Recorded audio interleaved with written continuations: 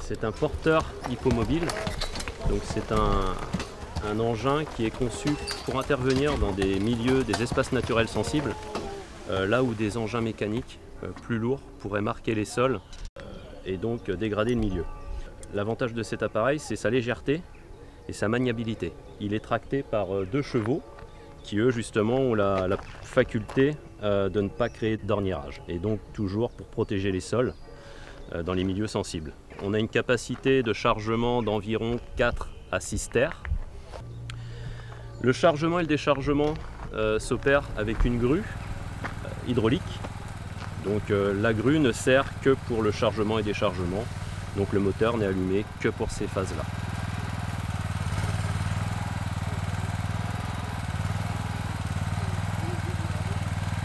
Et toute la partie traction, il n'y a plus de moteur et ce sont les chevaux qui s'en occupent. C'est nos collègues de boulot, donc ils suivent le rythme qu'on a en fait. Donc voilà. Et nous on suit leur rythme aussi. Ils n'ont pas de phare, eux. Oui. Donc c'est vrai que l'hiver, la nuit arrive en forêt assez rapidement, à partir de 17h30, 18h. C'est compliqué, on ne va pas allumer des phares pour travailler. Voilà. Donc du coup les chevaux on les arrête. Et nous derrière, après on va s'occuper d'eux. Je pense que ce qui est important dans la bientraitance animale, c'est qu'il faut garder en tête que ce sont des chevaux. Ce ne sont pas des humains, donc ils ont des besoins de chevaux.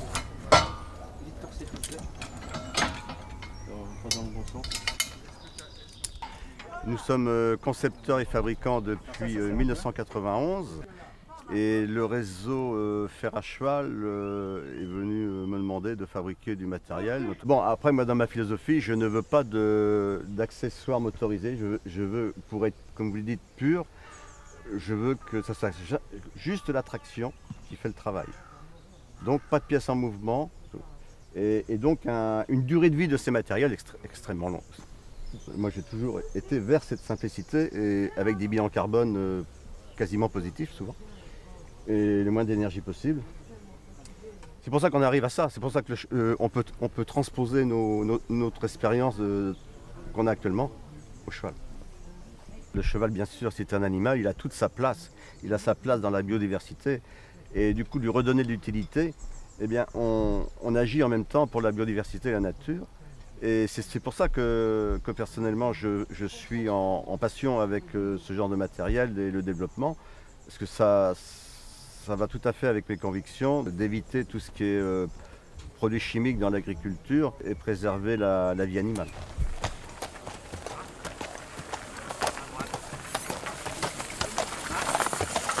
C'est une machine, c'est un désherbeur mécanique qui sert à désherber les aires stabilisées, genre allées, des cours, des parkings.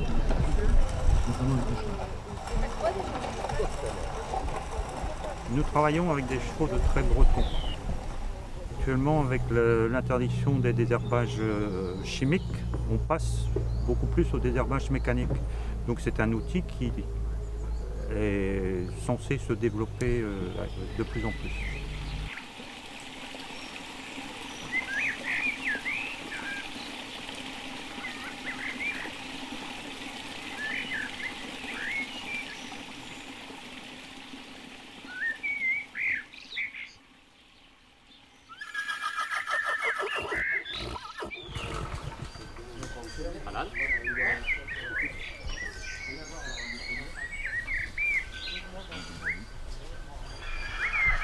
À la tête,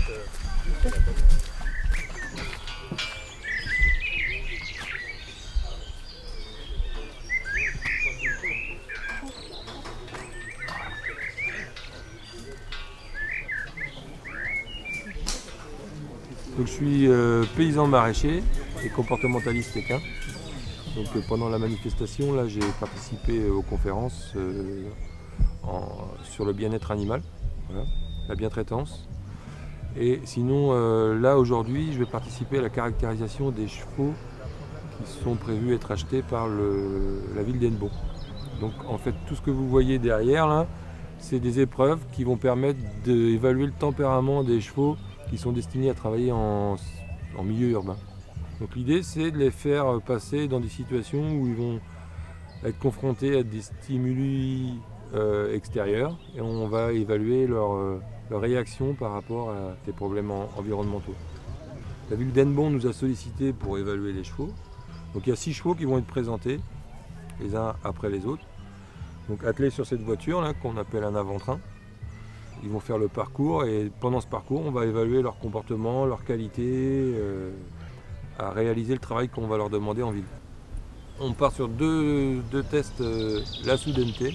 Il va y avoir quelqu'un qui va ouvrir une porte voilà, au moment où le cheval passe, la porte de voiture, ce qui est des choses que les chevaux peuvent rencontrer en ville. Hein. Et deuxième test, c'est la nouveauté. Donc on va évaluer comment le cheval réagit à cet objet nouveau. Alors il y a ça et après il y a des tests d'éducation aussi. Il y a un meneur neutre en fait qui ne connaît pas les chevaux, qui va être un peu le pilote d'essai. L'idée c'est qu'il n'y ait pas de biais lié à l'expérience. Voilà. Ce qui nous intéresse c'est la nature intrinsèque du cheval et son éducation propre.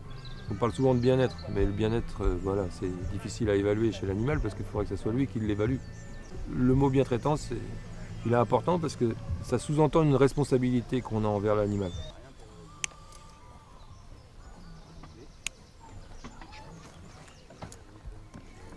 Depuis 2 ans, on développe un matériel qui permet de mesurer les efforts en fait, des chevaux en continu. On a un capteur dynamométrique, donc il mesure l'effort de ce qu'on appelle l'avant-trait, c'est-à-dire la partie avant du trait, juste derrière le collier. Ce capteur envoie ses données à un boîtier master et ensuite le boîtier master va transmettre par un système radio à un récepteur qu'on peut avoir au poignet. Alors l'intérêt c'est de mieux percevoir les efforts que fait le cheval et surtout la variation de ses efforts en fonction de la pente, en fonction des outils qu'on va utiliser, par exemple des outils aratoires en agriculture, en fonction de l'état du sol, en fonction des techniques qui vont être utilisées. Et ben, l'effort va changer et c'est souvent difficile, même pour un bon meneur, d'estimer précisément ces différences.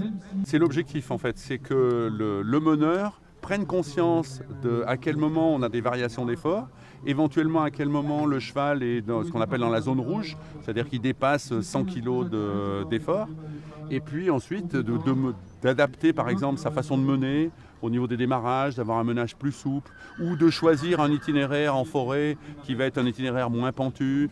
Là, on en a parlé ces jours, par exemple dans des collectes de déchets, et bien d'adapter le déplacement du véhicule dans la ville de façon à ce qu'on ait des efforts minimums, c'est-à-dire qu'on monte à vide pour redescendre en charge plutôt que l'inverse.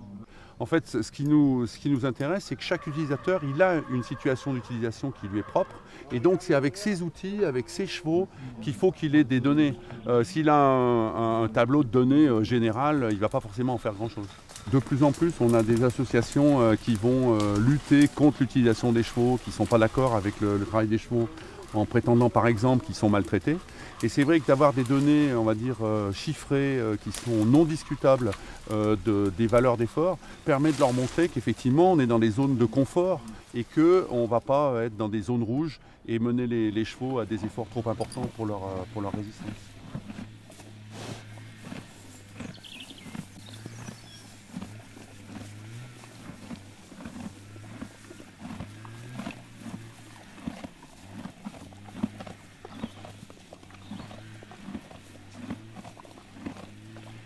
Je suis un ancien industriel dans le monde du posage, de la mesure, et à ma retraite, on va dire, j'avais la passion des chevaux depuis longtemps. J'ai décidé de fabriquer des voitures à assistance électrique. C'est très complexe de faire de l'assistance sur une voiture hippomobile, parce qu'un des grands principes, il faut conserver la traction du cheval, il faut que le cheval continue de travailler. Il faut juste l'aider dans des moments difficiles. D'où là le programme que l'on a mis au point, c'est de dire par rapport au cheval, par rapport au terrain, par rapport à la charge, on peut programmer la force du cheval à laquelle on veut le faire travailler. Cette voiture peut fonctionner avec 1 ou 2 chevaux, mais du fait de la puissance de l'assistance, quand c'est nécessaire, un seul cheval va suffire. D'où le but de l'assistance électrique. Ça nous permet dans les villes notamment d'avoir des voitures avec des citernes à eau de 1000 litres ou 1500 litres. Les rues dans certaines villes sont petites, pas faciles d'accès, et de faire tout ce travail avec un seul cheval. De présenter et puis de présenter son cheval que je crois reconnaître, qui s'appelle Ulysse. Tu as 2-3 mots à dire, Eric? Le bien-être, c'est un souci du quotidien, c'est quasi une évidence, quoi. Ça démarre dans les soins du quotidien, l'alimentation, veiller à la bonne santé, et puis après en termes d'utilisation, avoir la capacité à bien préparer les chevaux visiblement pour l'effort qu'on leur demande, la qualité du matériel qu'on utilise, les voitures et harnais adaptés pour que ça se passe bien et que ça dure surtout, parce que c'est un investissement sur le long terme.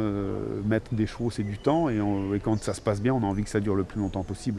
Donc c'est vraiment, pour nous qui sommes utilisateurs au quotidien, c'est vraiment un souci de tous les jours, quoi, de veiller à ça.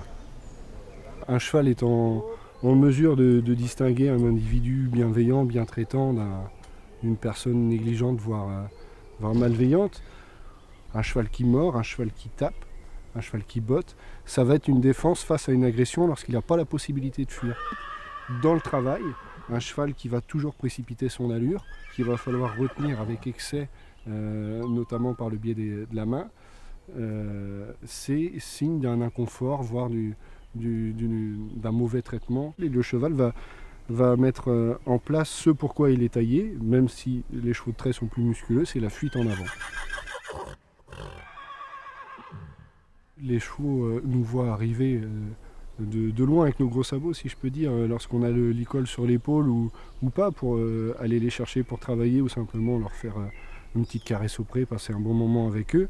Ils vont tout de suite voir notre attitude. Ils vont être en mesure de déceler ce qu'on a derrière la tête. Et le premier signe, c'est de savoir si le cheval nous tourne le dos en couchant un peu les oreilles ou s'il vient vers nous de lui-même. Ça, c'est une des choses les plus parlantes sur la relation et comment dire, son ressenti avec nous. On n'est pas à l'abri, oui, d'avoir des gestes de main qui sont plus durs, un comportement agacé qui va générer du stress tout simplement, sans parler de maltraitance physique ou de signes extérieurs. Notre comportement peut générer un stress sur les chevaux comme sur nos collègues. Et ça, je ne vais pas dire que c'est inévitable, mais ça arrive à nous de travailler là-dessus, oui.